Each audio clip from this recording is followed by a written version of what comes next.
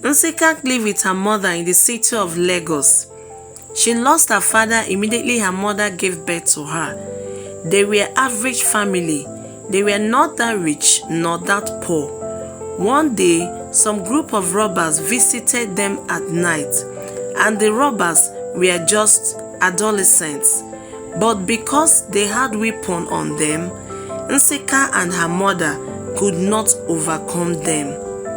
Nsika was just 12 years old. One of the robbers insisted to force himself on Nsika.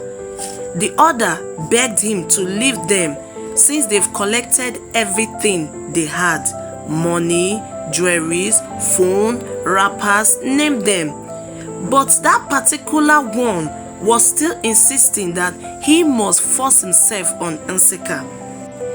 "Please, my son, don't do this to my only child. Rather, do it to me. I cannot stand it. Please, my child. My daughter is innocent and still young," cried Mama Nsika. The boy still insisted and forced himself on Nsika right in front of her mother.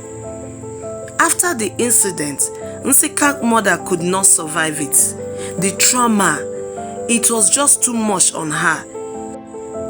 She later developed heart attack and gave up and passed on. Nsika struggled to survive. She was just a child without mother and father, but she pushed on. After the death of her mother, Nsika started sleeping in the church where she and her mother worships. They are very well known in the church because of their devoted and dedicated lifestyle. A church member of hers found out that Nsika was pregnant and then took her to the clinic to run some tests on her. And afterward, the result came out that Nsika was truly pregnant. But they did not just abandon Nsika. They drew Nsika close to themselves, and then the pastor in charge of the church took Nsika into his family. When Nsika found out that she was pregnant, she almost took her life.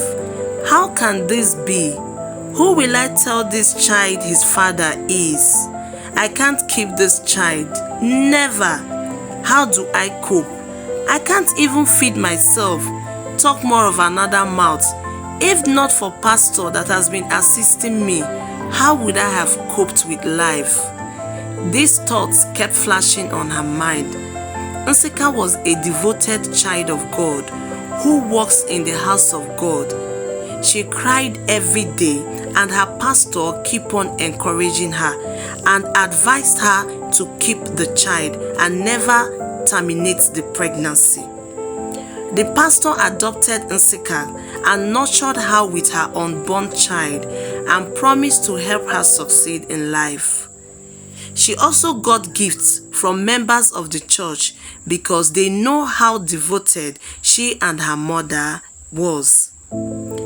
After 9 months, Nsika gave birth to a beautiful baby and named her Divine. The pastor sponsored Nsika till she finished her university level. Nsika was so grateful to them and promised to make them proud. She instantly got a job and was doing marvelously well and got double promotions with massive pay. Divine was already 17 years old. Nsika refused getting married because of her horrible experience. "My daughter, I understand everything.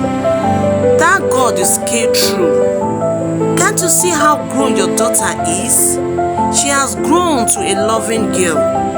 It's time for you to move on. Love again and get married. You need a man in your life," said the pastor to Nsika.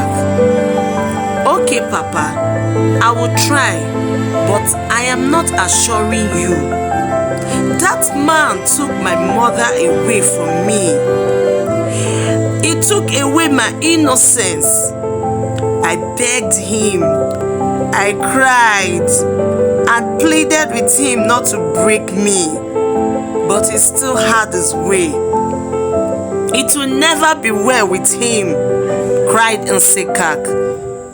2 years later, Nsekak met Johnson, a chartered accountant. They fell in love, and Nsekak decided to give him a chance. But something kept reflecting on Nsekak's mind. Your face looks very familiar, and it keeps reflecting to my past, but I can't really remember where I met you. Have we met somewhere else? Nsekak keeps asking Johnson, and Johnson keeps wondering. Nsekak, my love, you keep on asking me these questions anytime we meet.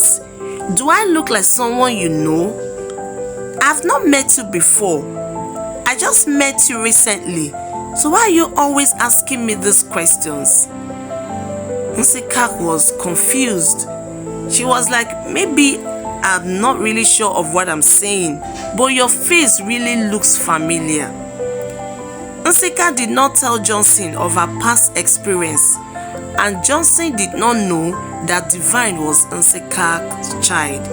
He thought Divine was the pastor's child, whom Nsekak told him was his father, not knowing it was just her pastor. Do you want to know what happened at the end of the story? Stay tuned for the part 2 of this interesting story.